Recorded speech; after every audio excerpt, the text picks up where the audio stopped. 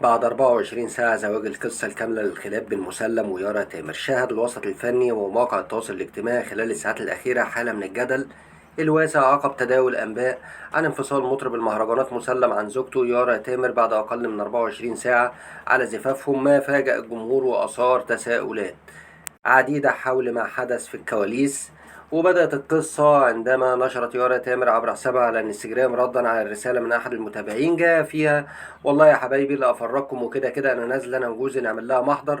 وأضافت بغضب: أنا عن نفسي هنتها وخلاص، ومصر كلها بتتكلم عليها، شوفوا بقى لما جوزي يطلع يعرفها مقامها، ده أنا شبشبي أنضف منها. كما نفت تعاطيها المخدرات قائلة: دي مش منظر واحدة بتاخد مخدرات، أنا كنت عاملة عملية وتعبانة ونزلت المستشفى، ومع ذلك حضرت عيد ميلاد مسلم وأنا في قمة تعبي.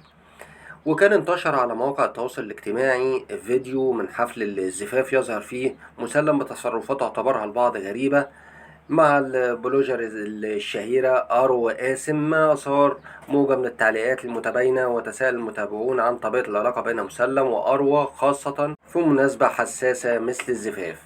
وفي اليوم التالي خرجت يارا تامر ببث مباشر عبر حسابها على تيك توك، هاجمت فيه أروى قاسم مباشرة ووصفت تصرفاتها خلال الحفل بأنها غير لائقة ومستفزة، مضيفة أنها تجاوزت كل الحدود والذوق والخصوصية في هذا اليوم.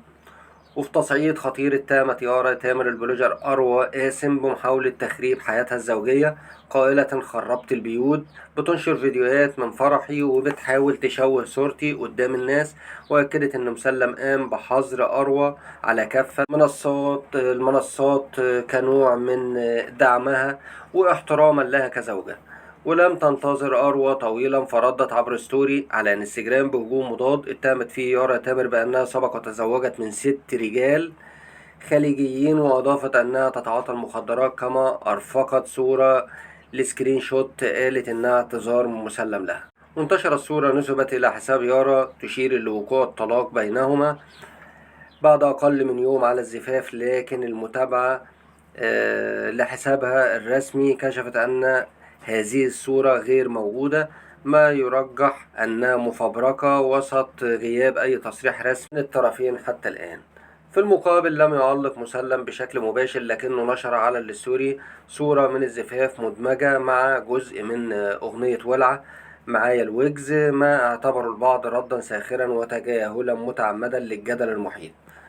وقعدت يارا تامر لتكتب عبر الستوري: دي واحدة هتموت وهتخليني امسح الفيديو، بس الناس مش عبيطة، انا خفت حتى اقول الفاظ على واحدة زي دي، لكن الرد هيكون مني ومن جوزي لان دي اعراض.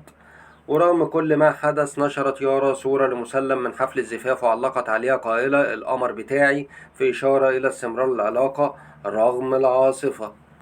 وتفاعل الجمهور بشكل واسع مع القصة، حيث رأى البعض أن ما حدث استخفاف بالحياة الزوجية، بينما اعتبر آخرون أن الأمر لا يعدو كونه خلافا شخصيا أخرج للعلن، ليشهر وسائل التواصل الاجتماعي بهزار تقيل خرج عن السيطرة.